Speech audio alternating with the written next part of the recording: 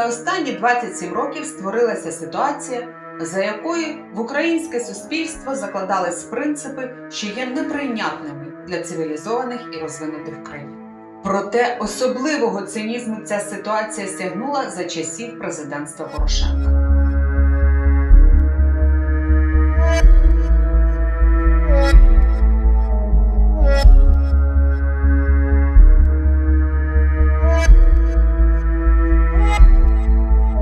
Брехня, маніпуляції, цинічна підміна реальності та тотальний інформаційний терор – це була основна зброя Порошенка для утримання влади.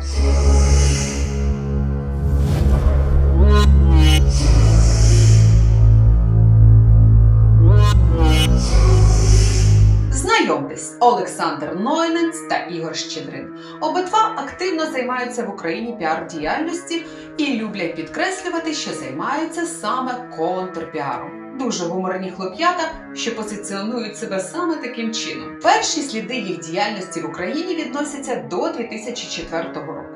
Із появою Олександра Нойненца у братстві Дмитра Корчинського.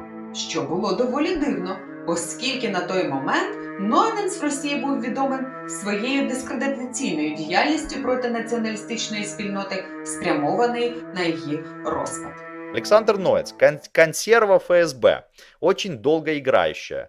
Человек, который в России типа как бы считал себя русским националистом, но всегда был известен как работник Кремля, который все делал для развала националистической российской тусовки, чтобы она не представляла угрозы для власти. Їхній перший гучний успіх відноситься до часів президентства Януковича. Нойненц і Щедрин починають працювати разом у сфері надання піар-послуг для народних депутатів, партій регіонів та навіть цілих міністерств і особисто Януковичу. За усіма ознаками, у кінці правління Януковича вони прийняли активну участь в розробці заходів та акцій для розгону Євромайдану. Навіть більше, незадовго до трагічних подій з розстрілом активістів, вони зареєстрували власну піар-компанію «Щедрин, Нойненц і ТТ». Вони були впевнені, що ці кроки швидше за все призведуть до перемоги Януковича і їх власного тріумфу та багатства.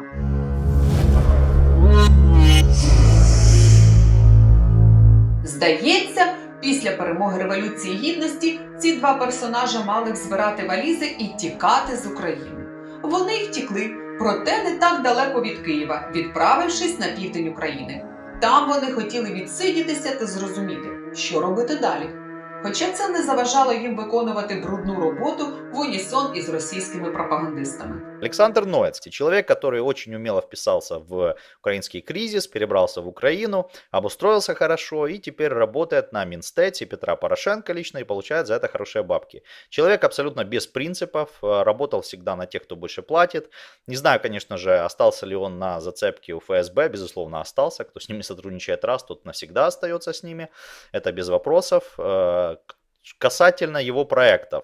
Это Петр и Мазепа, проект, который потихоньку навязывает украинцам вот эту вот мысль российско-украинской дружбы, которая вроде сама по себе объективна, но тем не менее эта дружба должна зиждиться на интересах олигархата, в первую очередь Порошенко, и все, что связано с Нойненцем, безусловно, работает на эту тему. Он, в принципе, этого не скрывает. В первую очередь я, конечно же, русский. Мне, поскольку я являюсь националистом, для меня вообще вопросы гражданства, нации, этих вот гражданства и государственных границ для меня вторичны. В первую очередь для меня важно благосостояние нации, вот, и как бы людей, которые в нее входят. Поэтому русские мне важнее, чем Украина. Після Революції Гідності Росія почала справжню гібридну війну проти України.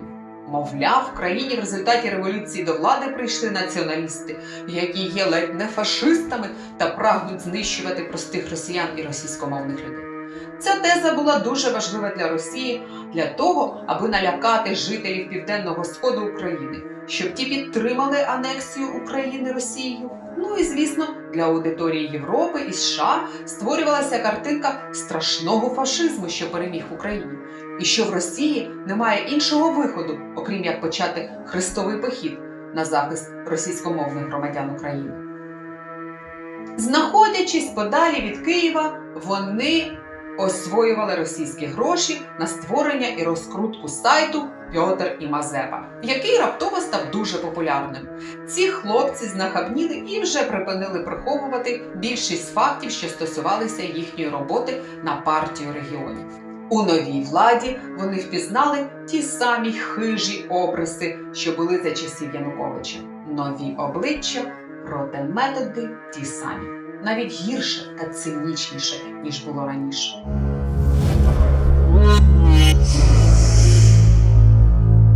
А зараз варто розповісти про політиків, які прийшли до влади разом з Петром Порошенком. Це типові злодюжки. Дурні, неосвічені, нахабні і цинічні.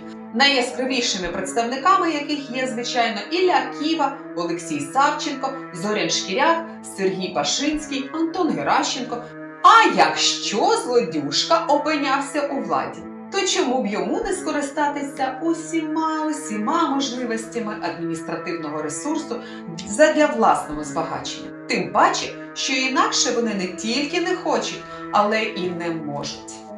І найголовніше завдання піар-технологів полягало у тому, аби приховати їх дурість та убогість. Нойненц і Щедрин запропонували технологію, яку б ми назвали модель Батіра. Вона заключалася в тому, що хитрий і винахідливий злодюжка обкрадав довірливих і немічних глядачів. Якщо людина опинялася сам на сам із таким злодюжкою, той виводив її з рівноваги своєю поведінкою, не характерною для українського суспільства. І ось тут послуги так званої контрпіар-групи Щедрін, Нойненц і ТТ виявляються більш ніж потрібними. Вони знають, як, залишаючись дрібними злодюжками, не втратити владу. А якщо робити висновки з поведінки цих злодюшок, наприклад, Олексія Савченка або Іллі Ківи, їхні послуги були більш ніж затребувані.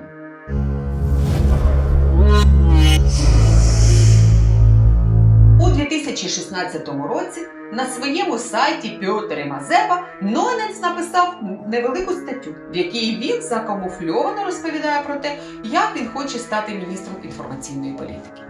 І про свої подальші кроки на цій посаді. Зараз ми не будемо зупинятися на цьому. Це тема наших наступних випусків. У подальшому ви дізнаєтесь, яку косоворотку ховав президент Порошенко під вишиванкою, і як якого пропагандисти призначають всіх його опонентів та критиків агентами Кремля. Проте зараз ми хочемо звернути увагу на один важливий момент. По факту діяльність цих пройдисвітів виявилась можливою лише за умови наявності адміністративного та фінансового ресурсу, які надавали в їхні розпорядження відомі, що знаходяться в українській політиці і владі. Меня кинули как лоха. Але якщо зробити проміжні підсумки, то їхні послуги і для партії Віктора Януковича, і для команди Петра Порошенка завершилися для їх клієнтів вельми сумно. Проте, не дивлячись на це, команда Порошенко і досі не полишає спроб повернути собі владу, влаштовуючи чисельні акції по дестабілізації ситуації. Але навіть попри наявність величезного медіаресурсу у Порошенка та його оточення, їхні акції виглядають дуже кволо і незграбно. І розуміючи це, їхні піар-технологи й досі набирають команду пропагандистів з вулиці доволі нетривіальними методами. Пацаны, как записаться в парохоботы? Это очень сложно. Все через постель Нойненца. Через постель Нойненца? Лошади человека? Что? Сидит Нойненц? Как попасть в парохоботы? Через постель Нойненца.